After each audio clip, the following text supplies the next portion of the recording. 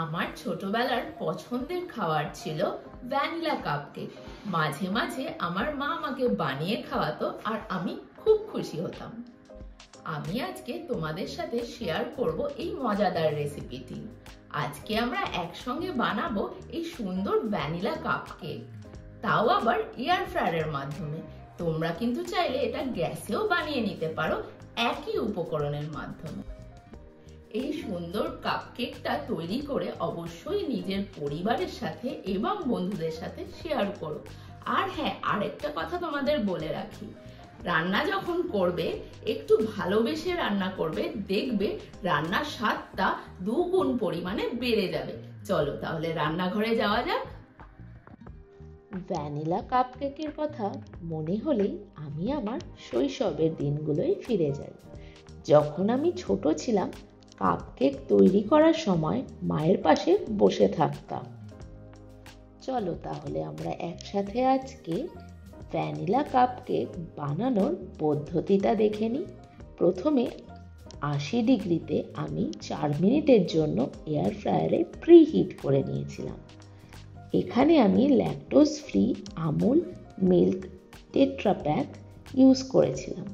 তোমরা কিন্তু নর্মাল দুধ জাল দিয়ে অবশ্যই ইউজ করতে পারো। তার মধ্যে দিয়েছিলাম 1/2 চামচ পরিমাণে ভিনিগার। কিছুক্ষণ পাশে রেখে দিয়েছিলাম, তবে কিন্তু এটাকে ভালো করে মিক্স করে নিয়েছিলাম। এরপর এতে 1/4 টেবিল চামচ তেল দিয়ে দিয়েছিলাম, আর দিয়েছিলাম 1/2 কাপ চিনি গুঁড়ো, যেটা পাউডার তৈরি করা আমার ছিল, এবং 1/2 টেবিল চামচ ভ্যানিলা এসেন্স দিয়ে দিয়েছিলাম। সব উপকরণ ভালো করে মিশিয়ে নিতে হবে। দেখবে যখন ভালো করে মেশানো হয়ে গেছে, ওপরে ফেনাটা উঠে আসবে। এবারে 4/3 কাপ ময়দা দিয়ে 1/2 টেবিল চামচ বেকিং পাউডার এবং 1/2 টেবিল চামচ বেকিং সোডা দিয়ে দিতে হবে। ভালো করে মিশিয়ে নিয়ে কিন্তু একটা নরম ব্যাটার তৈরি করে নিতে হবে। আচ্ছা, তোমাদেরকে একটা কথা জিজ্ঞেস করি, মায়ের হাতের রান্না কিন্তু কোনো স্বাদকে টপকাতে পারে না, তাই না বলো? প্রতিটি পদক্ষেপ দেখতাম আর ভাবতাম, মায়ের মতো পারবো তো? মা বলতো, যত্ন আর ভালোবাসা থাকলে সব কিছু সম্ভব হবে, জানিস তো? আজ আমি যখন নিজের হাতে এই কাপকেক বানাই, মনে হয় আমি যেন মায়ের সেই আদর আর ভালোবাসা ফিরিয়ে আনতে পারছি। ব্যাটারটা কি সুন্দর নরম তৈরি হয়ে গেছে, তাই না? এভাবেই তোমরাও কিন্তু বাড়িতে করে নেবে। ব্যাটারটি এক একটা কাপকেক মোল্ডে ঢেলে দিতে হবে। আমি আমার মতো করে চকলেট সিরাপ দিয়ে ওপরটা সাজিয়ে নিয়েছিলাম। তোমরা কিন্তু নানা রকম ডিজাইনের ওপর দিয়ে তৈরি করতে পারো। সেই মিষ্টি গন্ধ, নরম তুলতুলে কেক আর মায়ের ভালোবাসা সব কিছু মিলে কাপকেক ছিল যেন আমার জন্য এক অমৃত। এই রেসিপিটি শুধু আমার শৈশবকে নয়, আজও আমার দিনগুলোকে মিষ্টি করে তোলে। এই কাপকেকগুলো কিন্তু বাচ্চারা খুবই ভালোবাসে, তাই তোমরা চাইলে কিন্তু ওদের টিফিন বক্সেও দিয়ে দিতে পারো। আচ্ছা, জানো তো, আমিও আমার মায়ের মতো খাবার তৈরি করে অন্যদের সাথে ভাগ করে নিতে খুব ভালোবাসি। পরিবারের সদস্যদের বা বন্ধুদের জন্য কিছু রান্না করা মানে শুধু যে পেট ভরানো তা কিন্তু নয়, এটি ভালোবাসা আর আনন্দ ছড়ানোর একটি মাধ্যম। আমি আসলে চকলেট সিরাপের কৌটোটা থেকে ডিরেক্ট ডিজাইন বানাচ্ছিলাম বলে একটু ওপর দিয়ে ঘেটে গেছে। তোমরা চাইলে কিন্তু কাঠি ইউজ করে বা কোনো মোল্ড ইউজ করে ডিজাইন করতে পারো, সেটা যার যার পছন্দ অনুসারে। আমার বন্ধুরা খুব ভালোবাসে এই কাপ কেকটা খেতে।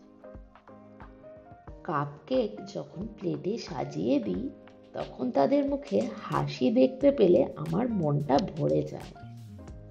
তোমরা কিন্তু এই রেসিপিটি অবশ্যই ট্রাই করো বাড়িতে, আর করে আমায় অবশ্যই কমেন্ট বক্সে জানিও তোমাদের কেমন লাগলো। যারা মিষ্টি খেতে ভালোবাসে তারা কিন্তু রাতের খাবার খাওয়ার পর ডেজার্ট হিসাবেও এই কাপ কেকটা খেতে পারে। খুব কম উপকরণ দিয়ে কিন্তু এই ভ্যানিলা কাপ কেক তৈরি হয়ে যায়। মোল্ডগুলোকে এয়ার ফ্রায়ারে রেখে এবং 180 ডিগ্রিতে 20 থেকে 25 মিনিটের জন্য বেক করে নিলে তৈরি হয়ে যাবে কিন্তু ভ্যানিলা কাপ কেক। এটি শুধু একটি মিষ্টি খাবার নয়, এটি এক মিষ্টি স্মৃতির গল্পও বটে। তোমরা শৈশবের কোনো প্রিয় খাবারের গল্প থাকলে সেটা কিন্তু অবশ্যই শেয়ার করো। এটি শুধু একটি মিষ্টি খাবার নয়, এটি এক মিষ্টি স্মৃতির গল্প বটে। তোমাদের শৈশবের কোনো প্রিয় খাবারের গল্প থাকলে সেটি কিন্তু অবশ্যই শেয়ার করো। আর এই কাপ কেক তৈরি করে তোমাদের অভিজ্ঞতা আমাকে জানাতে কিন্তু ভুলো না। আচ্ছা, এবারে তোমাদেরকে কিছু টিপস দিয়ে দিই আমি। আরও মজাদার করতে চাইলে উপরে বাদাম, চকলেট চিপস বা রঙিন জেমসগুলো যেগুলো পাওয়া যায় দোকানে, সেগুলো কিন্তু তোমরা অবশ্যই দিতে পারো।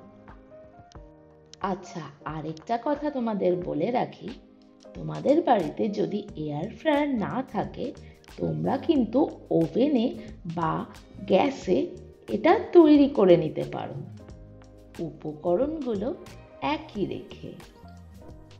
আমার এয়ার ফ্রায়ার থেকে এই কন্টেনারটা একটুখানি বেশি বড় ছিল বলে সাইড ওয়াইজ রাখতে হয়েছিল, তাই জন্য একটুখানি কাপকেকের ওপরের দিকটা সাইড হয়ে গিয়েছিল বলে কোনোগুলো একটু সাইডের দিকে শেপ হয়ে গেছিল।